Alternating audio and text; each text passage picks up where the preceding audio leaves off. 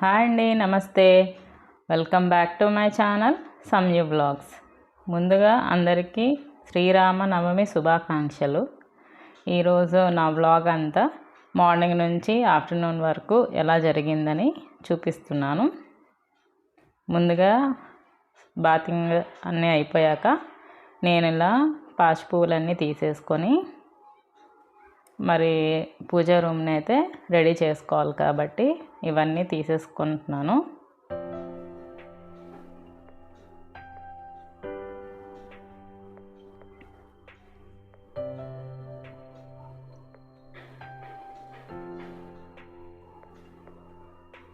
ఇంకా ఒకవైపు అయితే పాలు వచ్చాయి కాబట్టి పాలు మరిగించుకొని, ఇంకా మనకి శ్రీరామనవమి ప్రసాదం ఏముంటుంది, వడపప్పు ఉంటుంది కాబట్టి పెసరపప్పును కూడా నానబెట్టుకున్నాను. ఇంకా దేవుడికి కొబ్బరికాయ కూడా కొట్టాలనేసి కొబ్బరికాయ నిన్న నైటే కొనేసుకొని పీచంతా తీసుకొని ఉంచుకున్నాను. ఇంకా నేను రామరసం అంటాం కదా, అంటే పానకం, అది కూడా తయారు చేసుకోవడానికి బెల్లంని సిద్ధం చేసుకున్నాను. ఇంకా అందులో వేసుకోవడానికి పెప్పరు ఇంకా ఇలాచి, ఈ రెండు దంచి పెట్టుకోవాలి కదా, ఇది రామరసంలో యాడ్ చేసుకోవాలి. ఇలా బౌల్ తీసుకొని ఈ దంచిన పెప్పర్ అంతా వేసుకొని ఆ తర్వాత ఇలాచీని కూడా దంచుకొని వేసుకుంటున్నాను.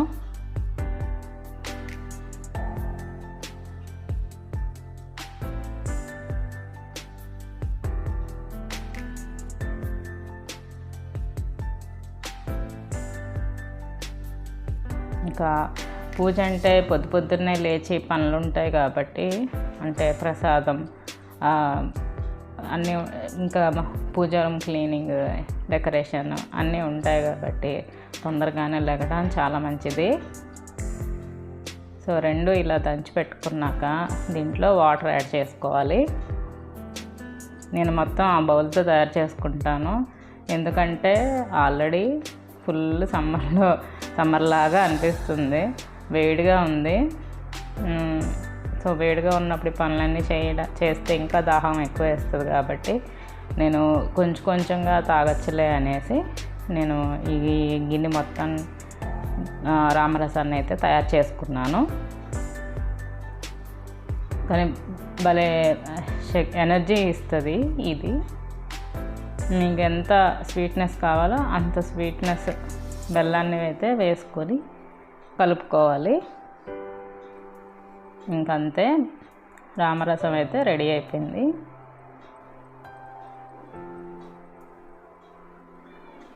చాలా బాగుంటుంది రామరసం. ఎవరైనా చేసుకోవట్లేదంటే కంపల్సరీగా చేసుకోండి. మనకి పనులు చేస్తున్నప్పుడు దాహంగా ఉన్నప్పుడు తాగుతుంటే మంచి ఎనర్జీ వస్తుంది. చాలా బాగుంటుంది కూడా, టేస్ట్ చాలా మంచిది కూడా ఒంటికి. సో నేను ఇలా తయారు చేసేసుకున్నాను. ఇంకా వడపప్పు ప్రసాదానికి నేను నానబెట్టుకున్న పెసరపప్పు ఇంకా కొబ్బరికాయ ముక్కలు చిన్నగా కట్ చేసుకున్నాను. కొబ్బరికాయ ముక్కలు కూడా తీసుకొని చిన్నగా కట్ చేసుకొని ప్రసాదం పైన వేసుకుంటాను. ఇప్పుడైతే వెండి ప్లేట్లో ఒక 2 గిన్నెలు పెట్టేసుకొని అందులో రామరసం ఒకటి, ఇంకొకటి ఇలా నానబెట్టుకున్న పెసరపప్పు, కొబ్బరి ముక్కలు, ఇంకా దాని మీద షుగర్ కూడా వేసుకుంటాను.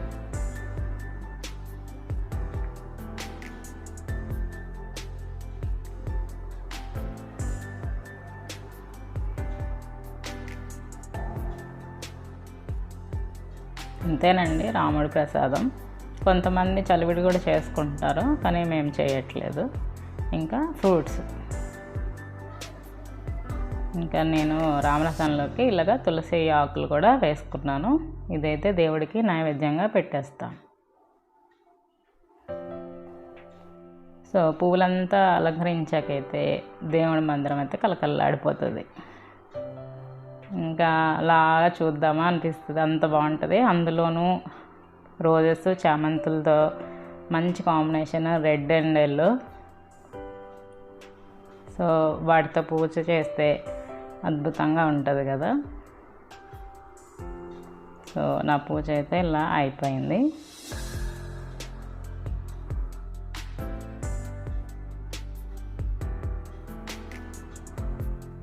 చూసారా, రాముడి పటం ఉంది కదా, అక్కడే నేను ఇలా ప్రసాదం పెట్టుకొని దండం పెట్టుకున్నాను.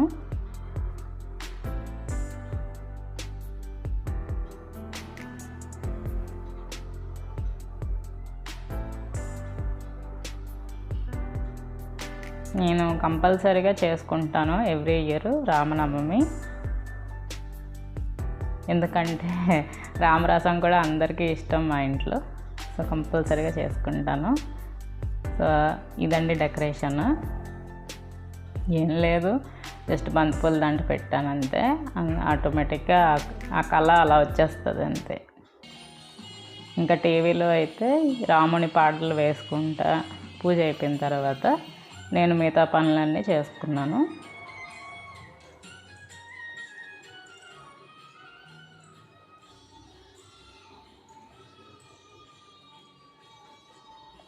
సో ఇంకా మా కాలనీలో కూడా బాగా చేస్తారు రామనవమి, అంటే కళ్యాణం చేస్తారు. సో అదైతే నిన్నటి నుంచే స్టార్ట్ అయిపోయింది. ఇంక అక్కడికి కూడా వెళ్ళాలి. నేను ముందుగా అయితే బ్రేక్ఫాస్ట్ తయారు చేస్తున్నాను. ఇది మా బాబుకి ఒక్కడికే, మేమైతే తినట్లేదు. నేను వరిపిండితో ఉప్మా చేస్తున్నాను. ఇది ఆల్రెడీ నా వీడియో యూట్యూబ్ ఛానల్లో ఉంది.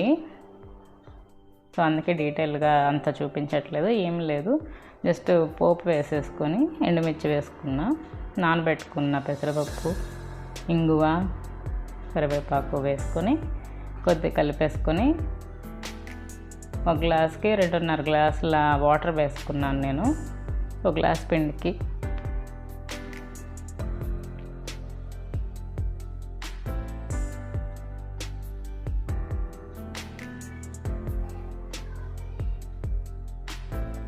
ఎందుకంటే ఈరోజు ఉల్లి వెల్లుల్లి పడదు కాబట్టి, సో ఎలాగో పెసరపప్పు కూడా నానబెట్టాను కాబట్టి దాంతోనే చేసేసుకున్నా టిఫిన్ అయితే.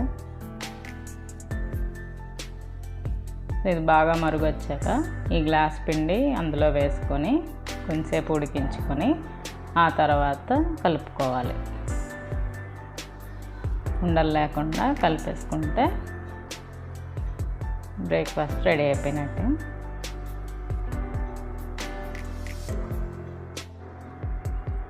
ఇంకా నేను సర్వింగ్ చేసుకుంటున్నాను.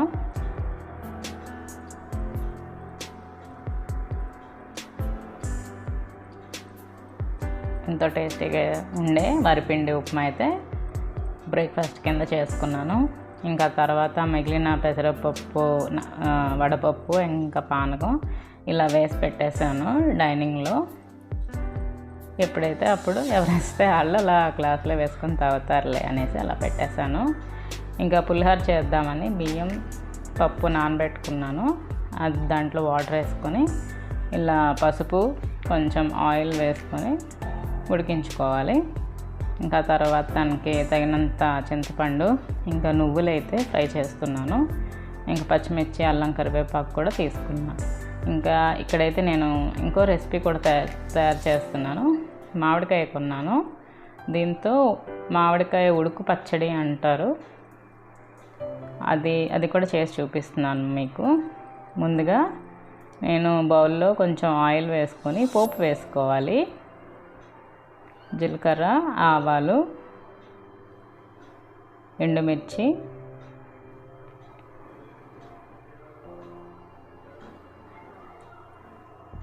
ఇంకొంచెం పసుపు, కరివేపాకు,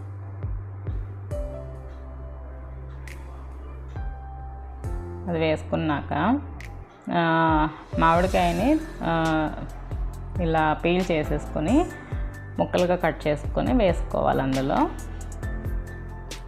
దీంట్లో మనం వాటర్ వేసి సాల్ట్ వేసి ఉడికించుకోవాలి మామిడికాయలని.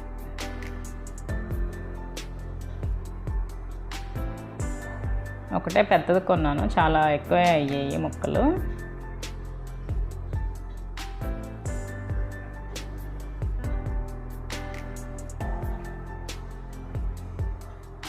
సో ఇలా పోపులో అంతా కలిసేటట్టు కలుపుకొని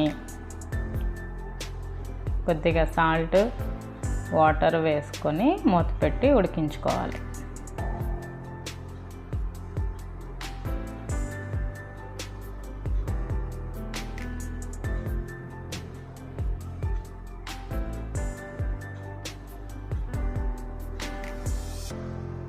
ఇంకా బాగా ఉడికిన తర్వాత అది ముక్క అన్నది స్మాష్ అయిపోతుంది, కొంచెం దగ్గరికి వస్తుంది. ఇంకా అలాంటప్పుడు బెల్లం వేసుకోవాలి. కొంచెం ఎక్కువే పడుతుంది, పుల్లగా ఉంది కాబట్టి కాయ. నేను మళ్ళీ వేసాను, ఇదైతే నాకు సరిపోలేదు, మళ్ళీ వేసుకున్నాను.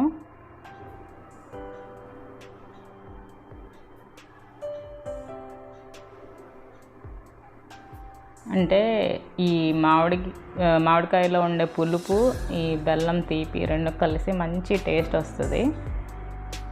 సో మీరు సాల్ట్ కూడా చెక్ చేసుకొని, సాల్ట్ కూడా ఎక్కువే పట్టింది.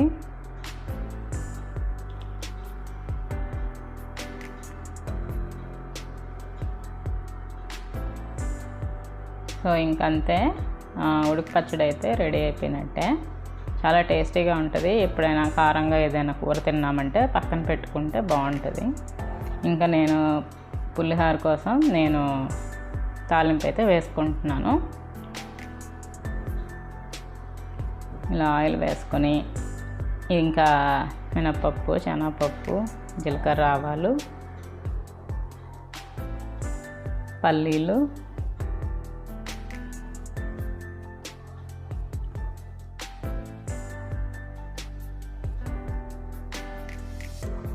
కొద్దిగా ఫ్రై అయిపోయిన తర్వాత ఎండుమిర్చి వేస్తాను.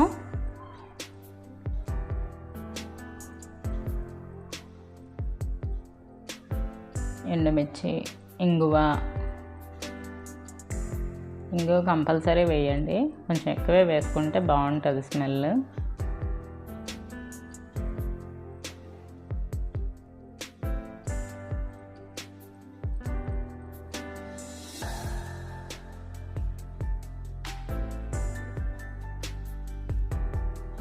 ఇవన్నీ బాగా ఫ్రై అయిపోయిన తర్వాత అల్లం ముక్కలు, పచ్చిమిర్చి, కరివేపాకు అన్నీ వేసుకోవాలి.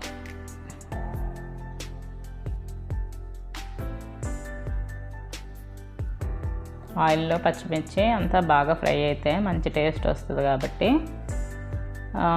బాగా ఫ్రై చేసుకున్న తర్వాత మాత్రమే నేను చింతపండు పులుసు వేసుకుంటాను. ఎంతైనా పండగలకి చింతపండుతో పులిహోర లేకపోతే నిమ్మకాయతో పులిహోర ఇలా చేసుకుంటేనే ఆ పండగ ఉందని ఫీల్ అవుతాము ఎక్కువగా. సో మొన్న ఉగాదికి చేయలేకపోయాను, అందుకే ఇప్పుడు శ్రీరామనవమికి అయితే కంపల్సరీగా చేసుకుంటున్నాను. ఈ మధ్యన అంత పండగలు ఏం రాలేదు కాబట్టి చాలా రోజులైంది పులిహోర తిని. సో దాని తగ్గ పసుపు, సాల్ట్, ఇంకా చింతపండు వేసాం కాబట్టి కంపల్సరీగా షుగర్, ఇవన్నీ వేసి బాగా ఉడికించుకోవాలి. ఆయిల్ అంతా బయటకు రిలీజ్ అయినంత వరకు బాగా ఉడికించుకొని అప్పుడు అన్నంలో మిక్స్ చేసుకుందాం.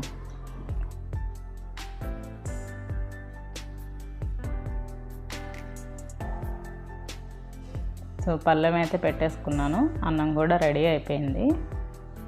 చాలా వేడిగా ఉంది. సో పళ్ళెంలో వేసుకొని చల్లారుతుంది ఇది. ఇంకా చల్లారే లోపు మనకి ఉండనే ఉంటాయి కదా ఈ పనులు. డిష్ వాషర్ అయితే నేను ఎంటీ చేయాలి. సో అది చేసుకుందామని ఇటువైపు వచ్చాను. నేను ఇలాంటి సామాన్లు తీసేటప్పుడు ఏం చేస్తానంటే ఏ రేక్లోకి ఏ వెళ్తాయో అవన్నీ ఒక దగ్గర పెట్టేసుకుంటాను ఈ గట్టు మీద. చూసారా ఇలాగన్నమాట. ఇప్పుడు వెళ్ళి ఒక్కొక్క ర్యాక్లో పెట్టేసుకోవడం, కన్ఫ్యూజన్ లేకుండా. అది అయిపోయిన తర్వాత ఇంకా ఈ పోపు కూడా కొంచెం చల్లారింది, కలిపి మిక్స్ చేసుకోవడమే.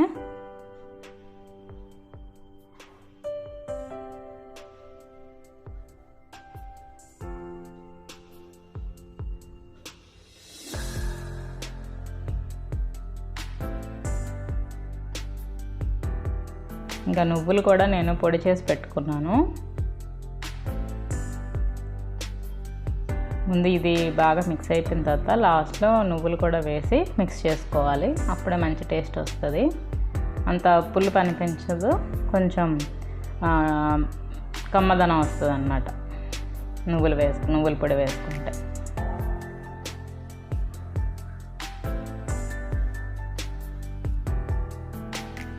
ఇంకా ఇక్కడైతే సాల్ట్ సరిపోకపోతే సాల్ట్ వేసుకోవచ్చు. ఒకవేళ పులిపే సరిపోలేదు అనుకుంటే ఈ స్టేజ్లో మీరు నిమ్మకాయ కట్ చేసైనా నిమ్మకాయ వేసుకోవచ్చు.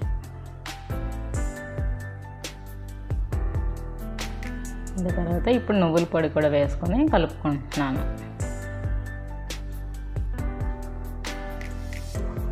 సో అంతా కలుపుకోవడం అయిపోయిన తర్వాత ఇలా బౌల్లో తీసుకుంటున్నాను. మేమంతా చల్లగా అయిపోయిన తర్వాత కలుపుకోండి, కొంచెం వేడి మీద కలుపుకుంటాను. సో అందుకే కొంచెం ముద్దగా వస్తుంది. సో మా లంచ్ అయితే రెడీ అయిపోయింది. పులిహోర, మామిడికాయ ఉడుకు పచ్చడి, ఇంకా పప్పు కూడా చేసుకున్నాను, పప్పు ఇంకా అప్పడాలు.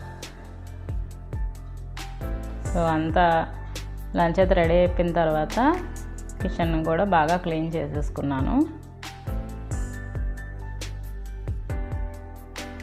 ఇంకా టైం అయితే 10 to 12 అయింది కదా. ఇప్పుడు కొంచెంగా రెడీ అయిపోయి నేను మా కాలనీలో ఉన్న శ్రీరామనవమి కళ్యాణం చేస్తున్నారు కాబట్టి అక్కడికి వెళ్ళి ఒకసారి దర్శనం చేసుకుందామని వెళ్ళాము.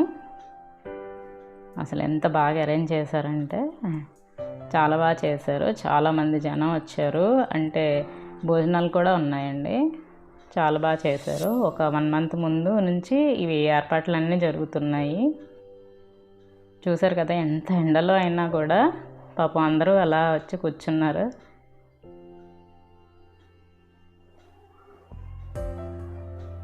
చాలా బాగా జరిగింది.